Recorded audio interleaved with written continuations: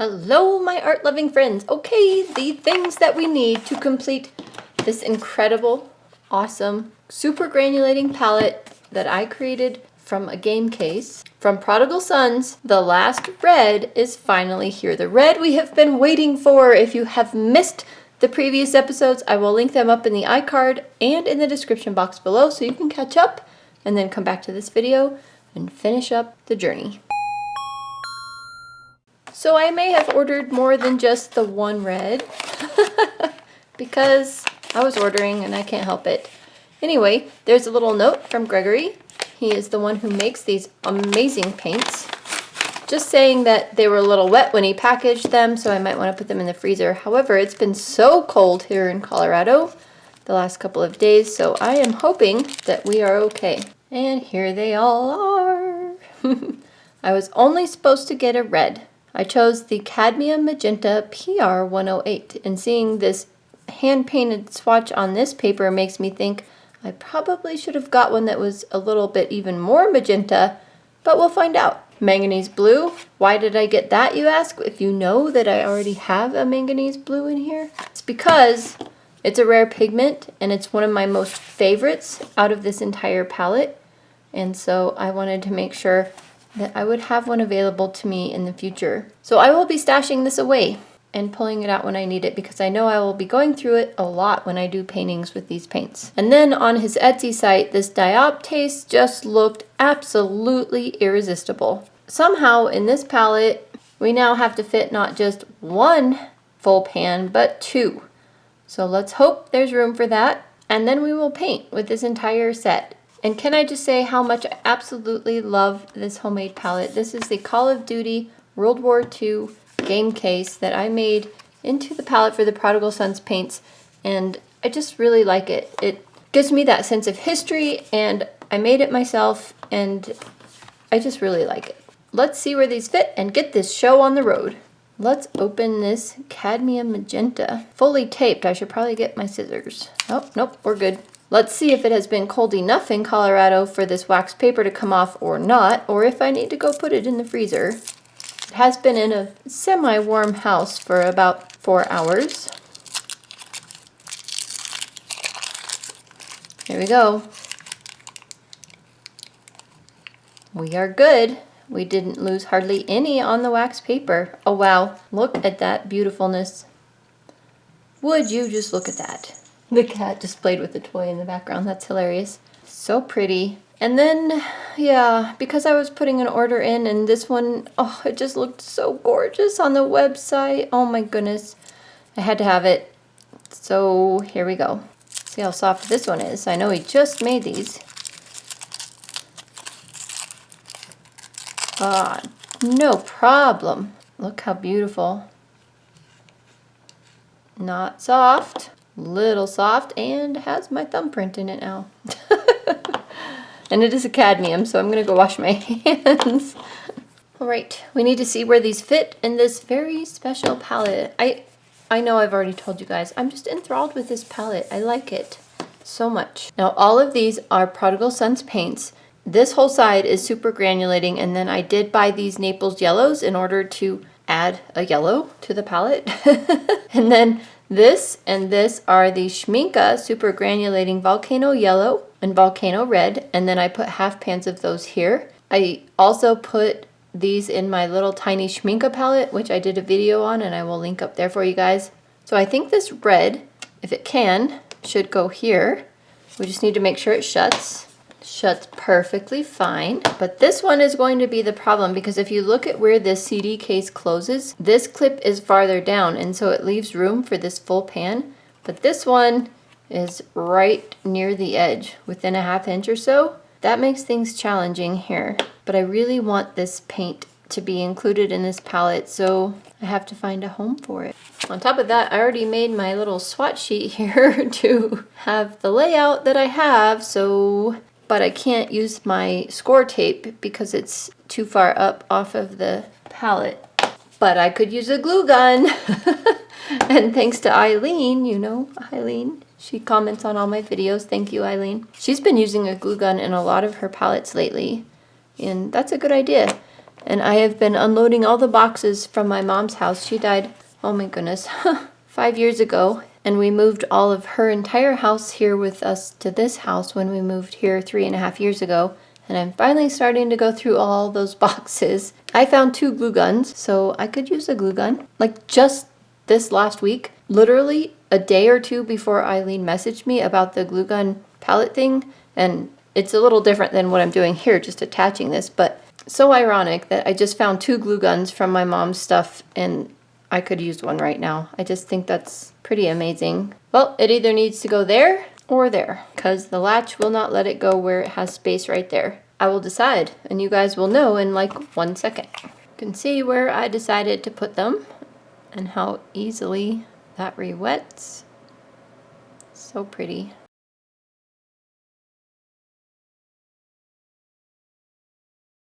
That is a beautiful red. Maybe not as rosy or magenta as I would like for a mixing, but beautiful red. I am not upset with my choice at all. And that dioptase kind of separated, so let me see what I can do here. I should have swatched these in water. I kind of messed up the way I usually do it because I was too anxious to see them on paper to remember to do it correctly. But so this is very similar to these other super granulating paints, is if you touch them with a brush in a certain wet/dry point, it really just pulls the paint back up. So they're very lifting. So you have to find that balance between wet and dry when you're doing your layering, which I find fascinating. Well, now the swatch sheet is 100% done as far as I'm aware of right now. So I will go ahead and cut this out and laminate it. I have to label these 2. Should be good to go. And then we need to do a painting with these. Finally, a whole painting with all the colors. I'm so excited. We have to talk very briefly about a few things. Very briefly. First, my hand. You guys are not going to believe this. Okay, I have 2 pairs of these black jeans that were bought back in 2007, and I wear them all the time because they're super comfy, and I love to wear them to work.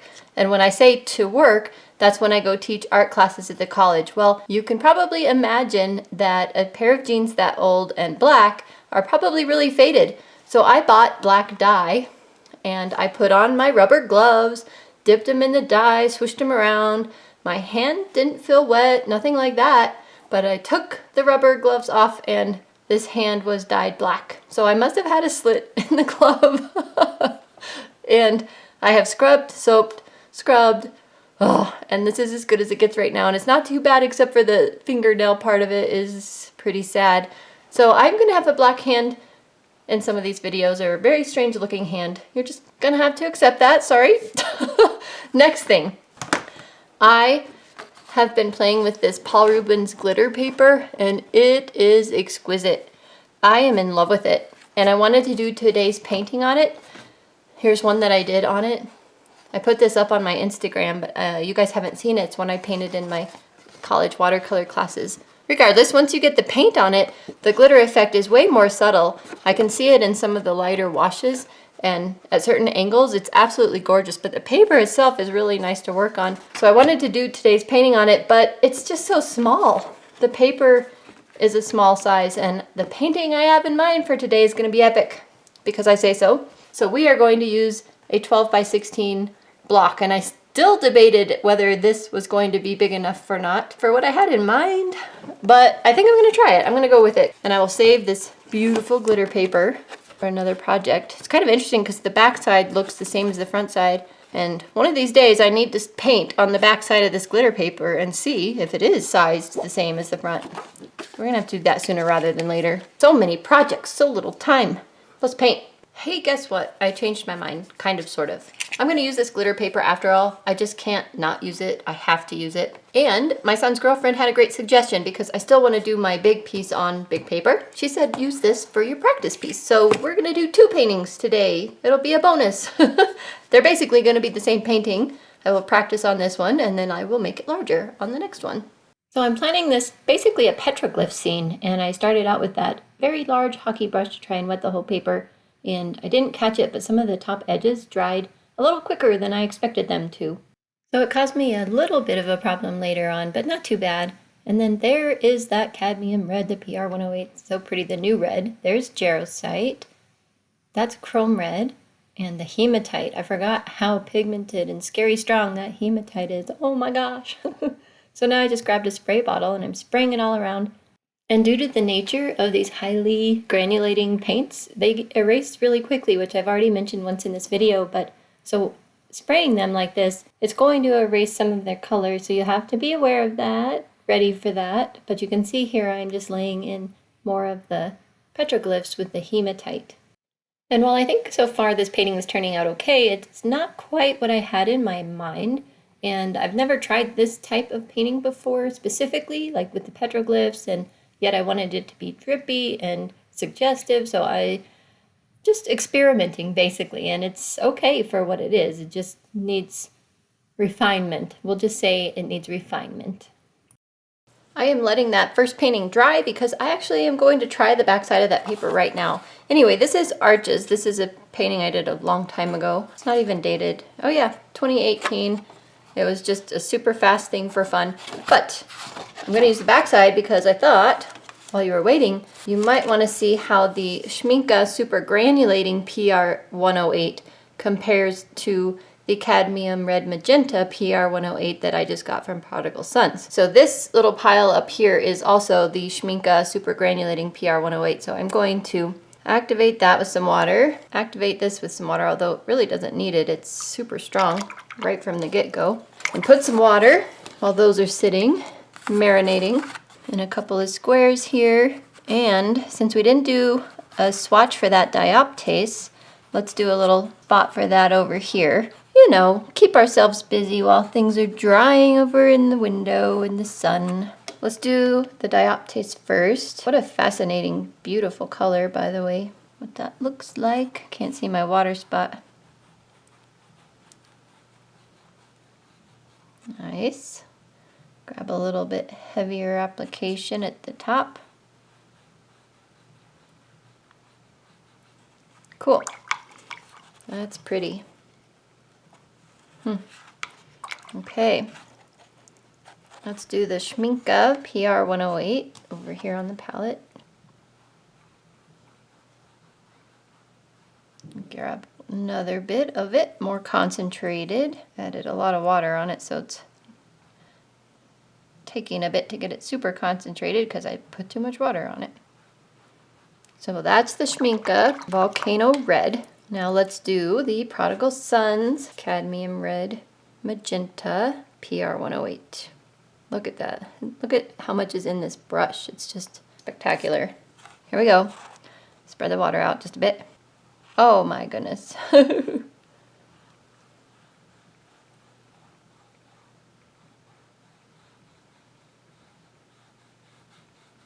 Now I got into dry paper down there at the bottom, which is interesting, but wow. You know what? I have salt right here, and we saw before, salt didn't do anything on the Volcano Red, at least not in my Edger sketchbook. Didn't do much of anything. So don't really expect it to in some of the super granulating colors, but I'm going to put it on there anyway. So now we can let this dry. Go see if our painting's dry. Painting is mostly dry, and that's one thing I did notice with this tape that I tried out in that one video, which I'll link up in the corner. I tried it out when I was doing a bunch of abstract stuff, so yep, it's not even cool to the touch, but this tape does not stick very well. And I had another piece of paper already taped down. I just taped this right over the top of it. So I'm going to reuse this tape because it will work on the other side. It just didn't like being wet and then dried in the sun because I put it in full sun over there in the window. So this is how it dried down. And the reason I want to try the backside is twofold. I want to try a different method for my idea, and I want to try the backside of this paper and see how it works. Like I always say on this channel, I am nothing if not curious. It is so fun to try the backside of this paper, and I'm trying completely differently. As you can see here, I am putting wet paint on dry paper, and then I will make a complete disaster of it later. So there's that. You have that to look forward to. Yeah. So in the meantime, just admire all the pretty colors. Okay, I'll be back with you in a minute.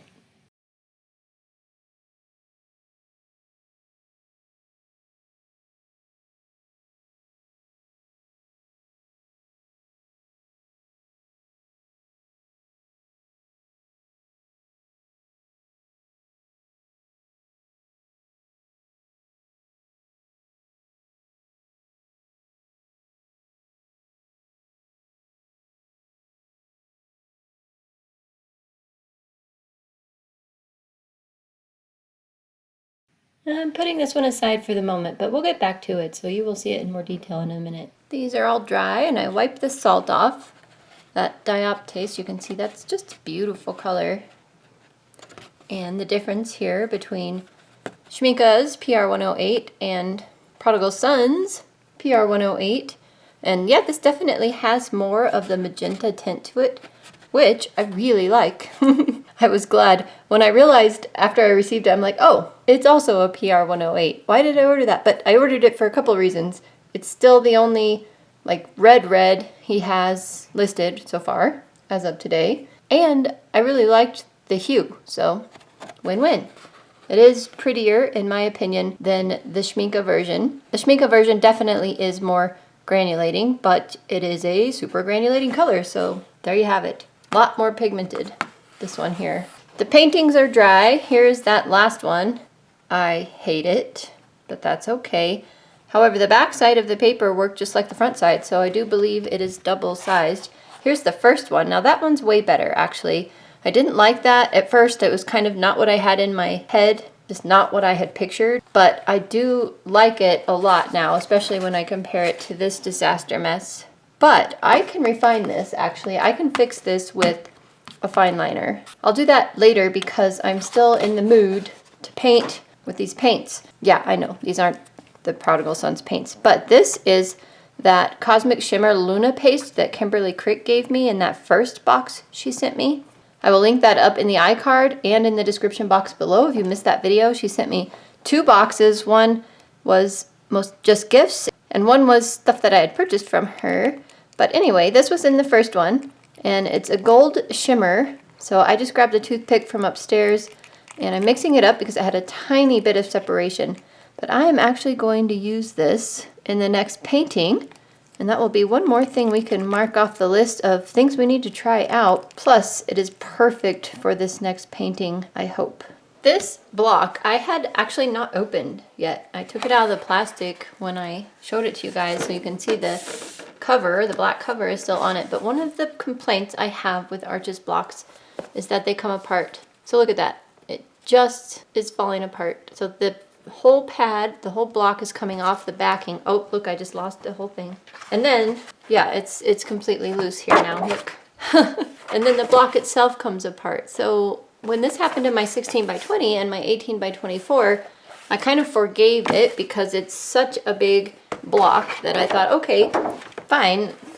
That's a lot of weight for a block to deal with, right? Well, wrong. So I don't know that I will buy these Arches blocks anymore. I have the bao hung paper that I've been using in a couple of videos now, and I have brought it to class with me. I have painted on it, so paint has made it wet, paint has made it dry, transported it back and forth to class, and the block is still completely intact. Granted, it's smaller. This is a 12 by 16, and that one is a 9 by 12, I believe, or slightly bigger. And it's still together, so if I can find bao hung in these bigger sizes, I will probably do that. But I'll use this up first. All right, let's get painting. I have a great, I think, idea. It's great in my head, as usual.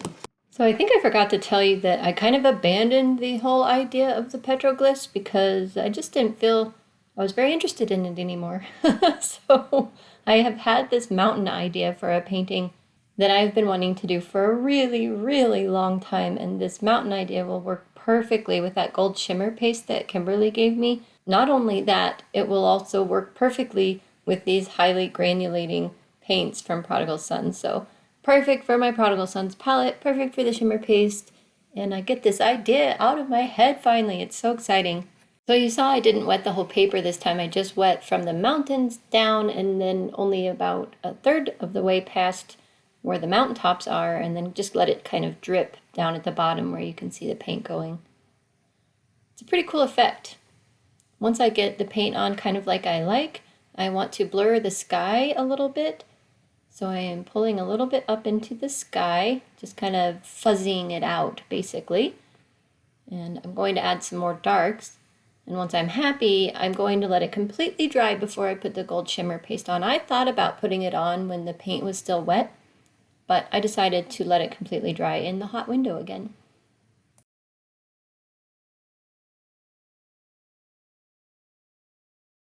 While that big painting dries, let's see if we can do anything with this disaster mess. I was thinking of using fine liners on it like I mentioned to you guys, but I think I have an idea that I would like to try. And my idea is just to use the paint itself to darken up like one edge. So maybe part of the petroglyph has been worn off by time and weather and people touching it and I don't even know what all. So that's what I'm doing. I do look at this painting later after it dries again and lighten up some areas, like that middle dog I just put in the bottom, whatever that is, and that little guy at the bottom just was bringing too much attention to that area. And then up there, I lightened that guy, you saw that in the video, and just kind of balanced the painting a little bit. So a couple things do get lightened up that you don't see here. All right, I think that definitely helped things out a lot. We'll look at the backside of this again when this dries. It's all dry, and can we just appreciate for a minute the beautiful, beautiful granulation and colors that we have here. It's so nice. So my block is warped since it's no longer glued to that heavy backing. It's just kind of free here, and since I let it dry over in the window over there in the sunshine, a little bit off level, just a little bit. Now the whole thing's off level. Dang it all. Okay, shimmer paste. I have a piece of cardboard from the box Kimberly sent me, actually. A paste and a spatula. I decided not to thin it down because I don't know. Pretend I just gave you a reason. Right. Oh, love it already. That's so cool. Okay, spatula. Some spatula action here.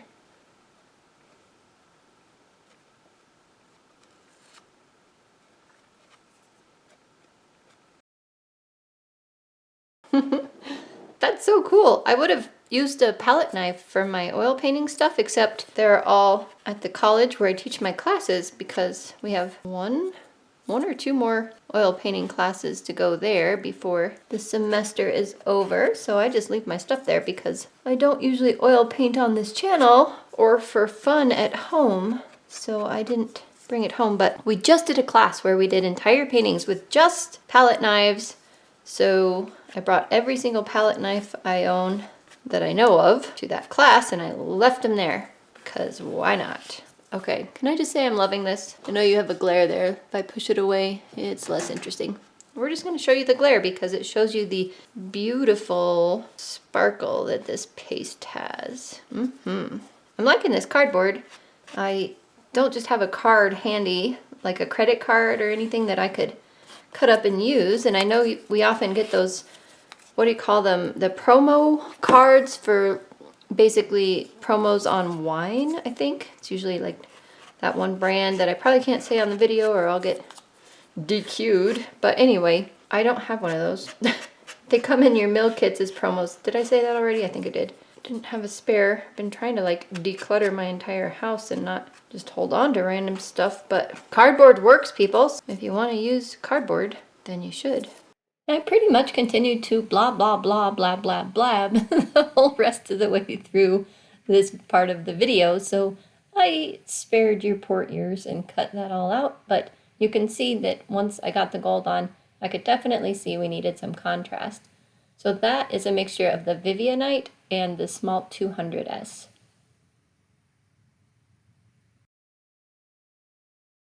Calling it good. So how to show that to you without glare is the question. There is no good way. All right, I will just turn both studio lights off. Aw, that looks boring. I'll actually see something though with the lights off that I do want to alter. So that's good, that's good. And then I dabbled with it for like another 8 minutes. So I sped that up for you, but I do think my dabbling helped. I really don't know how to show this to you. Studio light, maybe. Maybe. Look at that. That's a good way to see it. That's crazy. Okay. So there's how that one all dry. That one I'm going to just leave as is. I think it's fine. Definitely improved that one by adding the darks to it. We use this, the Luna paste. So one thing I can say is these paints are amazing. They're just really unique, really spectacular. So try them out. The way you'll have to paint with them though is going to challenge your skills. So it's a good thing, I think. This Luna paste was interesting. I wasn't sure how I would end up using it, but for now, I'm going to keep it around. It's a little bit intriguing. All right, all we have left to do is sign and date. I hope you guys had as much fun watching this video as I had creating it, and I will see you in the next video. Bye for now. Maybe my hand will be less black in the next video. It is kind of getting less black-ish. Oh, speaking of less black, do you guys want to see the pants? I'll show you the pants real quick. The dogs just came in, but look how black the jeans are now. They're like black. You know, I've worn these so many years and they're so comfortable. I've worn them like every single day. So the knees were just starting to be basically gray. And look how black they are. So 2 pairs, very black. We'll see if it comes off on my skin. I washed them twice with an extra rinse. So maybe it was worth the black hand because now I have 2 pairs of pants that I'm super happy about wearing all the time again. And I don't feel like they look all worn out, so I can wear them to work. Win-win. And then on his website, no. All studio lights, they're just glaring at your face here. We're gonna do it. Black hand and all. Now I gotta put this away before I ruin it. I will link that up in the description. Oh man, it's on my fingers already.